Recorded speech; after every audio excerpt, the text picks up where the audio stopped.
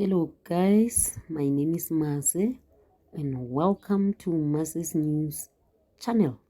In an emotional interview with Pamelo Motine on Kaya FM Point of View, author Zoleka Mandela briefly shared her plans for her passing after being diagnosed with bone cancer.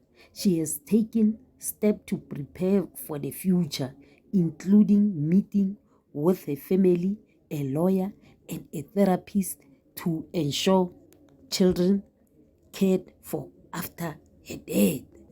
It will probably sound strange, but I think I'm blessed or fortunate enough to be in a position where I'm in my planning stage. I'm having conversation with my loved ones, lawyers, therapists, and siblings to discuss what happens on the day and after I passed away, she says. Zoleka took to Instagram in 2022 to pen an emotional post where she shared that she was hanging by a thread after the official CT scan showed that she has cancer both her liver and lungs. Probably will sound strange, but I think I'm blessed enough or fortunate enough to be in a position where I'm in my planning stages. I'm having conversations with my loved ones and my lawyer and my therapist and my siblings about what happens in the days leading to my passing, what happens after I pass away.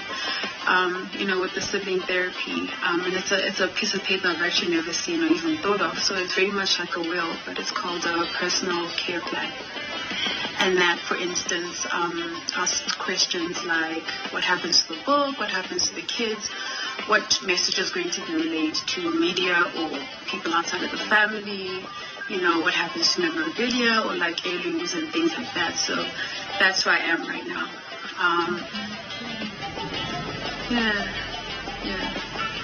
I'm in my planning phase. I imagine being in a planning phase, but there are days when you feel unempowered to be in a planning phase. Yeah, and to be involved in the decisions that are going to affect me and especially my kids. And then there are days when past is not that easy. Yeah.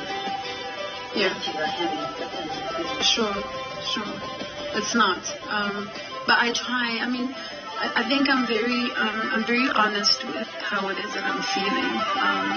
If today's not a good day, it's not a good day. And that's fine.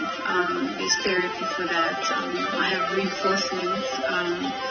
But I know that, tomorrow is another day to kind of, do whatever it is that I need to do. But I've learned to really just be okay with my eventuality, if that makes sense. Okay, I'm learning to be okay with living despite an expected death.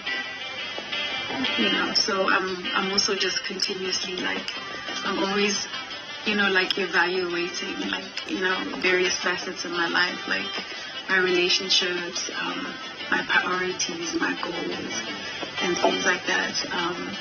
And I think that's empowering for me too, because again, I think I've been put in a place where I'm able to actually have a say in the things that I want to happen, especially with my children, being a single parent and a parent that's the only parent that literally looks after, all my children.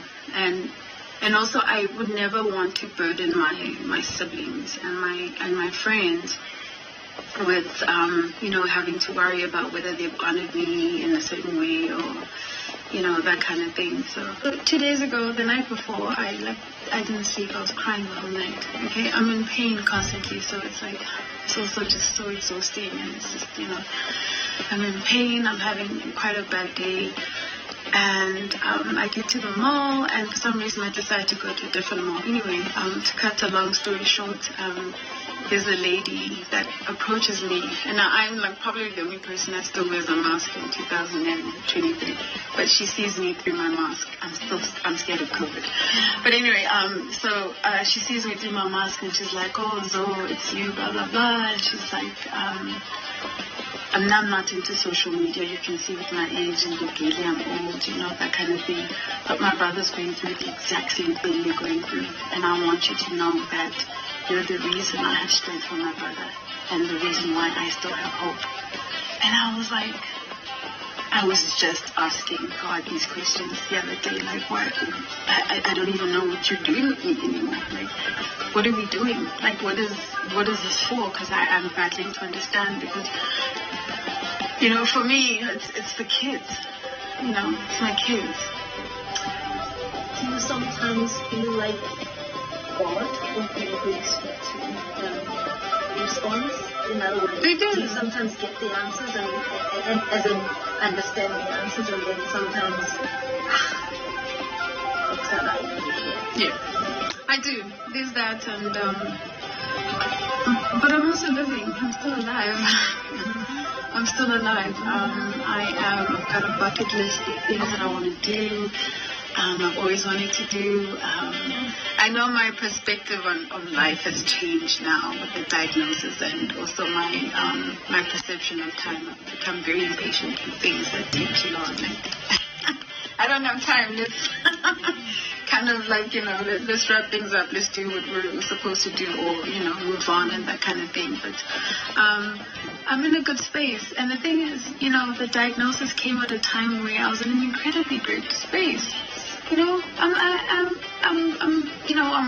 looking after my kids, I'm taking care of my kids, which is something I wasn't able to do, being an addict for so long. I robbed my oldest daughter, who would have been 25 this year, of my mother, because I chose the drugs and the alcohol and the sex, over being a mom. So I was never a present mom or hands-on mother. And that's something I take with pride. And so, yeah. Forgive yourself. No.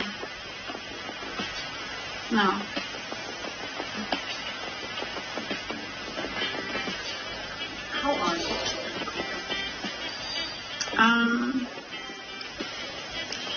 My kids are good. My kids are happy. They're in a good space. I just had a meeting with one of my daughter's teachers today. It's that time of the year, parent-teacher meetings. And my kids are thriving, they're doing so well at school, they're happy kids. And I get that, like, from just anyone that kind of, like, encounters them. So, they're good. And I just would want the best for them. I just don't know how, I don't know how my health is going to, or the deterioration of it, so it would affect them. So there is you in a benefit. Yeah. And sometimes the benefit is really technical to the opinions. Yeah. But do you think, and I'm sure you think a lot about, what are you truly what things? Yeah. Stuff that you do for others. Yeah, for sure. I guess, for instance, my book, my story, and my story being told in my own narrative. I'm also at a stage where I'm capturing everything, I'm recording things, I'm having conversations with myself, but with the hopes that they will have, these recordings where I'm talking about, my life and, how I grew up, or why is it the way that I am, the way that I am, or, just so they also just never forget me. They never forget me.